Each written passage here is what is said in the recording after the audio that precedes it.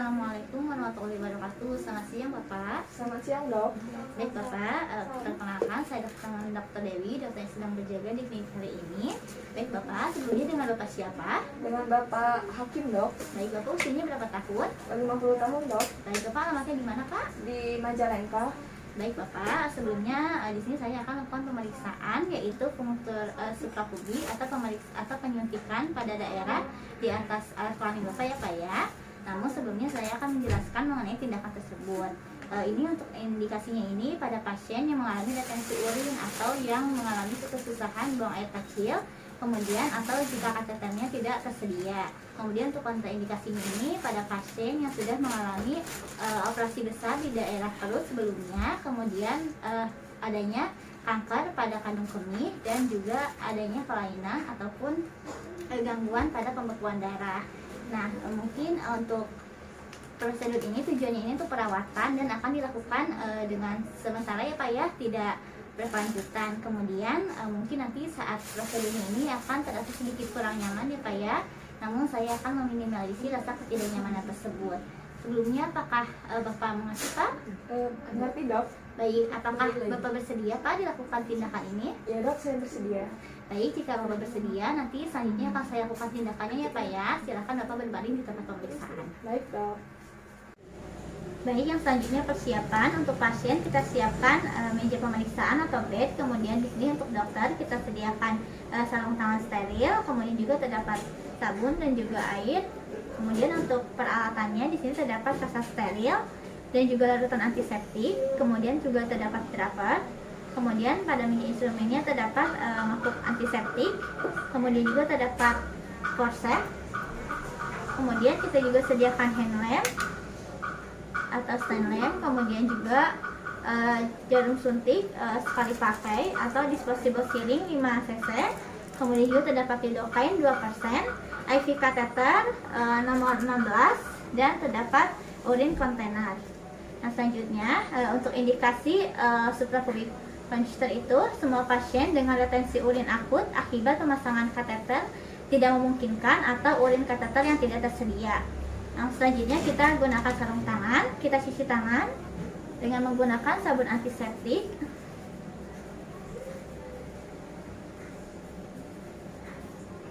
Kemudian kita keringkan dengan menggunakan tisu. Kemudian kita ambil sarung tangan dengan ibu jari tangan kiri dan jari telunjuk. Kemudian pegang sarung tangan kanan pada ujung bagian yang dilipat. Masukkan tangan kanan dengan tarikan lembut ujung bagian yang terlipat sampai ke lengan depan.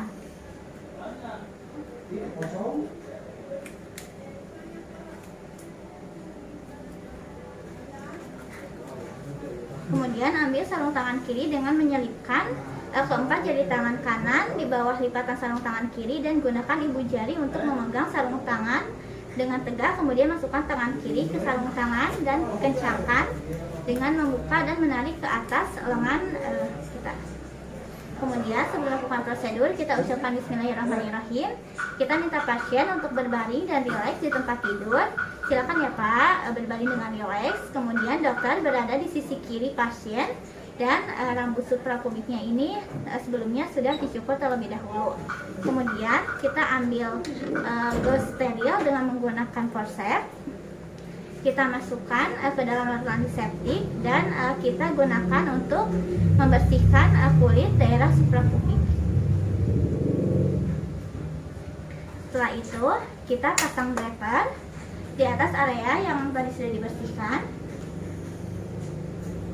Kemudian kita lakukan prosedur anestesi lokal.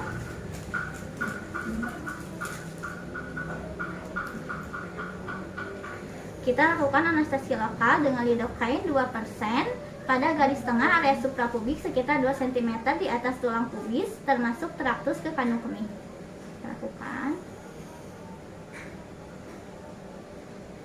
Kemudian kita tunggu sekitar 5 menit hingga anestesinya ini bereaksi dan dokter bersiap untuk melakukan puncture, yaitu kita sambungkan terlebih dahulu untuk urin bagnya. Kemudian kita lakukan penusukan.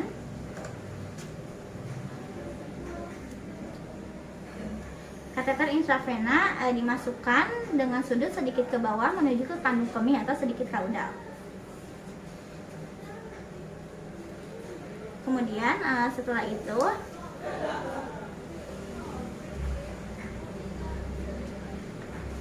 kita cabut.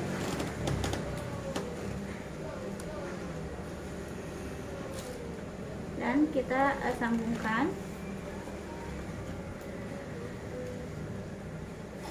Kemudian setelah urinnya ini keluar dan kandung kemihnya kosong, jika prosedurnya ini untuk diversion urin, kita sambungkan ke kantung urin dan kita lakukan fiksasi kateter IV. Jangan dilipat ke depan ataupun ke belakang. Kita lakukan fiksasi.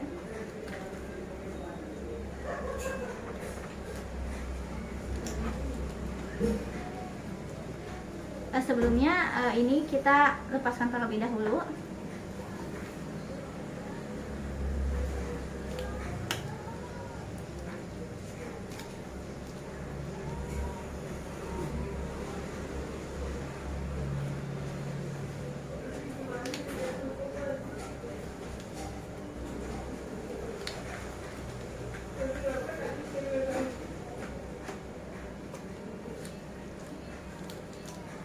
Kemudian jika prosedurnya ini untuk collecting urin, dokter menarik kateter IV keluar dan luka tusuknya ini ditutup dengan kaset steril. Kemudian kita beritahu pasien bahwa prosedurnya sudah selesai dan biarkan pasien duduk dengan santai. Kemudian kita ucapkan alhamdulillahirobbilalamin dan kita bisa merujuk pasien ke rumah sakit bagian bedah. Kemudian komplikasi dari suprapubic puncture ini yaitu kita harus perhatikan tempat tusukan jika ada tanda-tanda komplikasi seperti adanya hematoma, kemudian cedera visceral panggul intraabdominal, laserasi atau penetrasi usus, dan gangguan pembuluh darah mesentrika yang biasanya jarang terjadi. Baik Bapak, untuk prosedurnya sudah selesai ya Pak ya? Baik, di sini saya akan melakukan pemeriksaan DRE. Yang pertama, kita lakukan penilaian, menilai indikasi dan juga kontraindikasi melakukan DRE pada pasien, di mana indikasinya ini yaitu pemeriksaan urologi, pemeriksaan prostat, retensi urin, massa atau kanker pada area prostat. Kemudian untuk kontraindikasinya yaitu pasien dengan hemoroid eksterna. Kemudian kita tanyakan kepada pasien bahwa pasien ini telah diberitahu informasi mengenai DRE. Yang selanjutnya kita lakukan planning. Kita minta pasien untuk melepas celana dalam, kemudian kita bantu pasien untuk berbaring di tempat tidur dan dalam posisi yang benar untuk DRE, yaitu litotomy position pada perempuan atau lateral decubitus atau posisi prostat pada laki-laki. Kemudian kita tutupi pasien dari area perut hingga paha dengan menggunakan selimut. Kemudian kita gunakan senter atau lampu berdiri untuk menerangi area buttocks pasien. Kemudian kita gunakan sarung tangan.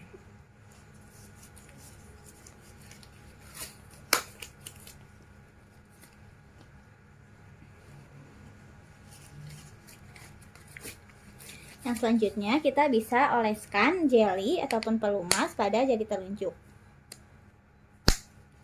Kemudian kita ucapkan bismillahirrahmanirrahim. Kita akan cicip posisi pasien apakah sudah sesuai atau belum.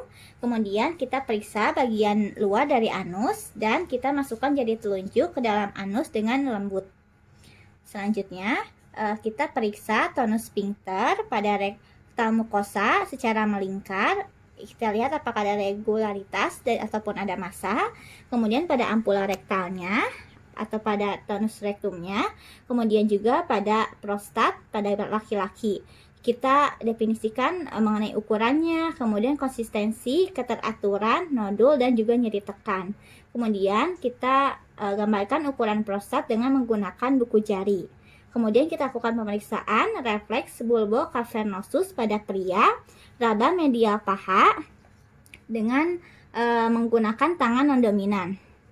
Kemudian selanjutnya pada refleks bulboklitoris, kita sentuh daerah klitoris pada perempuan dengan menggunakan tangan yang non-dominan.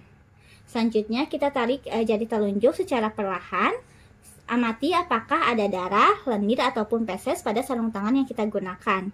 Kemudian kita lap dengan menggunakan tisu bagian anus pasien. Kemudian kita lepaskan sarung tangan dan kita masukkan ke tempat sampah. Kemudian kita cuci tangan sampai bersih dengan menggunakan sabun antiseptik Dan kita bantu pasien untuk turun dari tempat tidur dan minta pasien untuk memakai kembali celana dalamnya. Kemudian kita ucapkan alhamdulillah. Baik, selanjutnya kita dokumentasikan mengenai tanggal dan juga waktu prosedur, tulis temuan di rekam medis pasien, tanda tangan dan juga nama operator.